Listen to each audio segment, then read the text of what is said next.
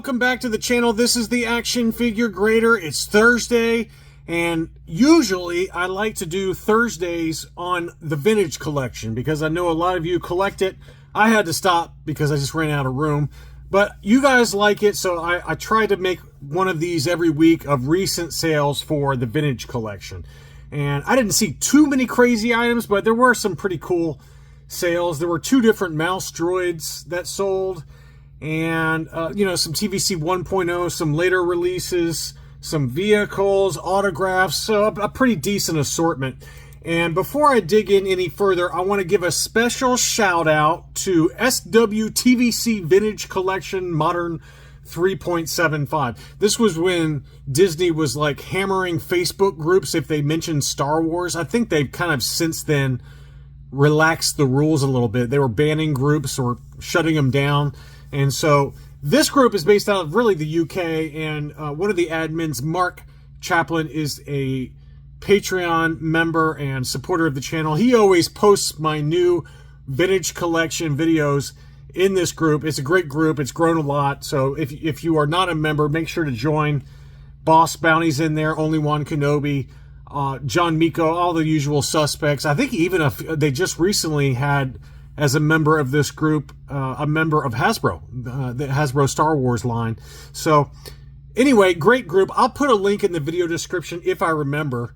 Mark, if I forget, leave me a comment. But you know, I'll leave a message, or excuse me, a link in the video description in case you want to join this group. It's a great group, though.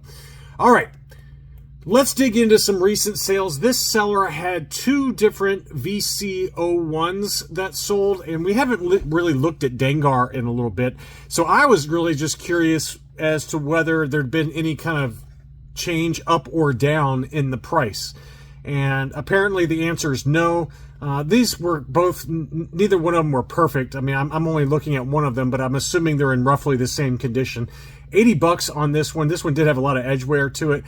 To me, I think if you can get a really clean one for 80 bucks, that's probably about right. Maybe you go to 90 bucks for a very clean VCO1, but you can see very clearly there's lots of issues on this one. But I just happened to look up, you know, what's Dengar doing, and this is the only one that popped up in terms of recent sales.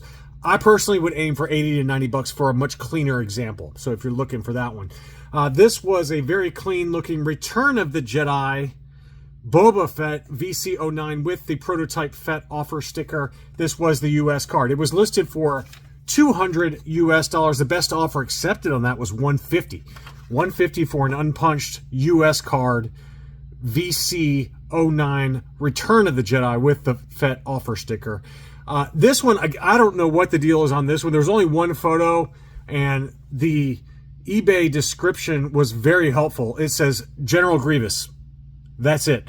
But if this is the item that's in there, I'm assuming that it's in really good shape here because it looks really clean in the one, admittedly only one photo, and it looks like it's unpunched as well. Or if the punch is not unpunched, it looks like it's maybe falling out. I don't know. But the price, it was listed for $75 and it sold for $50. $50 was the best offer accepted on a VC17 General Grievous. So let's play what if, hypothetical. Let's say that he took the punch and he put it back in, and that this is not really an unpunched example. You can see kind of there around the left-hand side that maybe the punch is a little bit wobbly, okay? So let's say worst case scenario. Worst case scenario, you're getting a punched VC17 General Grievous. Admittedly, you're taking a little bit of a roll of the dice that it's as clean as advertised, but you know, it isn't a star case, and 50 bucks is a pretty good deal. That's the lowest I've seen in a long time for a General Grievous. Clone Commander Cody, obviously punched. We know how expensive this one is unpunched. It looked pretty clean. The photos were a little iffy, maybe a little bit of edge wear here on the left-hand side where the Saga Collection version is on the back. Just a little bit of edge wear. Nothing major, though, but, you know, overall fairly clean. And this one sold in an auction for $157.50. $157.50, which seems to be about right, really, for a punched Clone Commander Cody. I haven't seen any other recent sales for an unpunched example. I'm sure there has been one. I think the last one I remember was the seller on eBay, Power Droid. I feel like he had one, and he wanted a lot of money for it. I don't know if that one sold or not. I think he had it listed for $600, if memory serves. Question mark? That sounds about right, though. Next up was a unpunched VC44 Luke Dagobah landing with the Dark Saber. Again, these are all items we've kind of seen a lot recently. I just didn't find that many sales that were mind-blowing. So I just wanted to at least show you for some of the more popular ones that seem to have holding their value relative to, some of the other vintage collection that have really dropped in price. This one kind of seems to have settled out right around $100. I have seen some for less. But this one was a very clean looking VC44 US card with the darker saber for $100 free shipping. And this one, it's a little iffy because it seems like the photos have been manipulated a little bit. Like they played with the contrast or something. It just looks too orangey. Princess Leia has been spending too much time at the tanning bed. This thing looks really orange to me. So, he might be trying to cover some creases to the card. I don't think that's the case. I think that it's just bad exposure in the photos.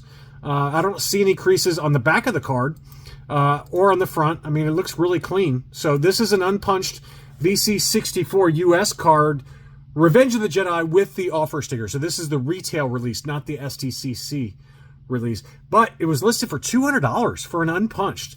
And the best offer accepted on that was $150. So that is another fairly surprising sales price in terms of this batch of items. When's the last time you've seen an unpunched VC64, whatever iteration, Return, Revenge, whatever, unpunched for that kind of price? $150 seems like a really good deal. Really, really good deal. So congrats on that pickup, whoever that was. Ponda Baba, this was on a Canadian card. I feel like we saw another one of these recently. I don't know if it was the same seller. This one did have a little bit of kind of edge wear to it all the way around. But this Canadian example with the multi-language name pill, very cool there. And that one was listed for $100, and the best offer accepted was $85 on that one. I feel like this is the second one we've seen recently. Don't quote me on that, but it seems like it's a very similar one to one that either sold or got relisted or what. But I love the multi-language name pills on the Canadian examples where you got all these languages going all over the place. I just love that. The top of the right-hand side of the blister does look a little iffy. It looks like it might be pulling away just a little bit.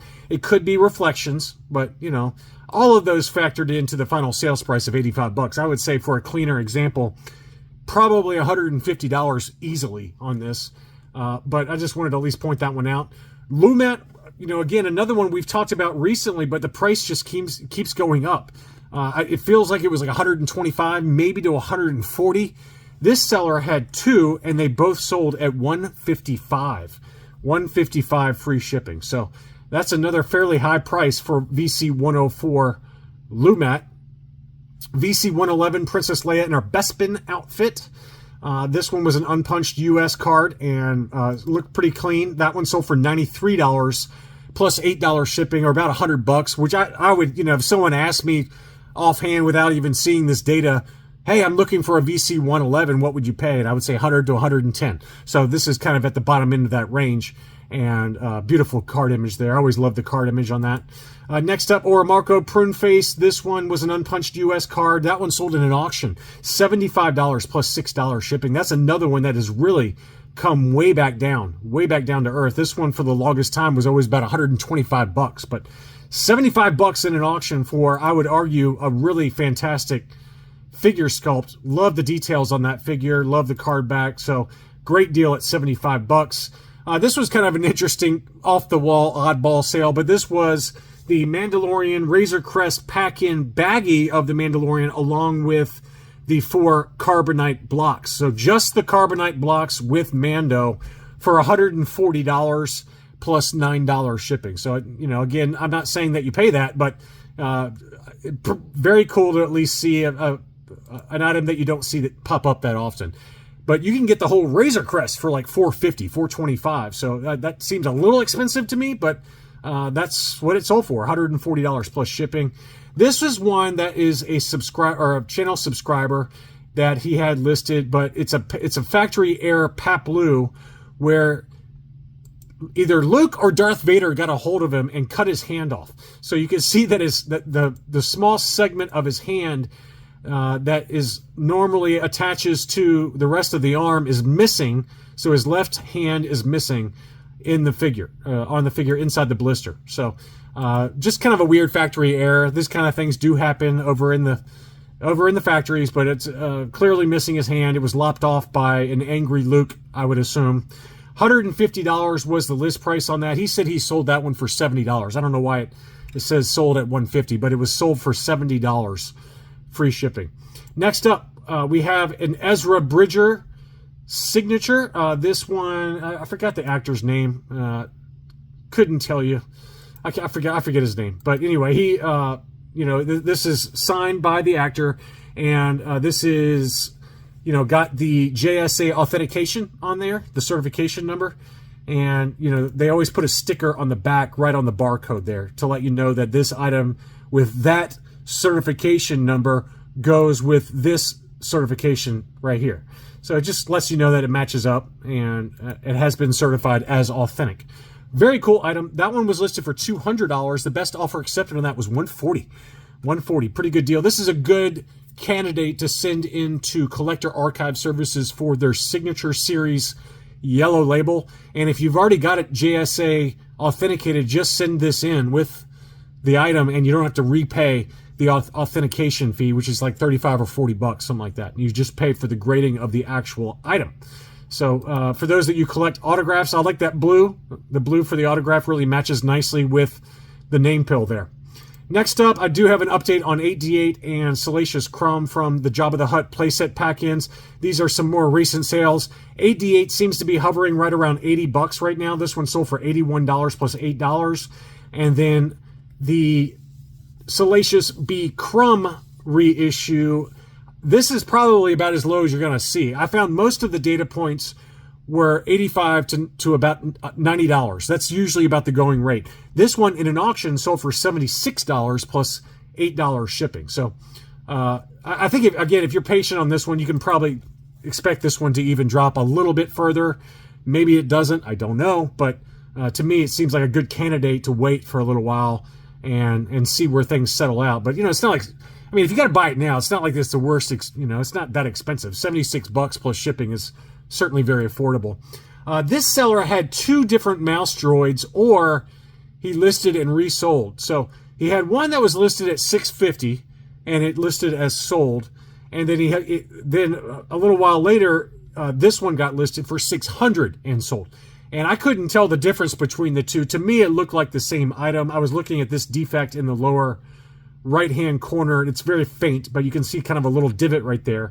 So to me, it looked like the same item that was listed at $650 and sold, and this one got relisted again at $600 and sold.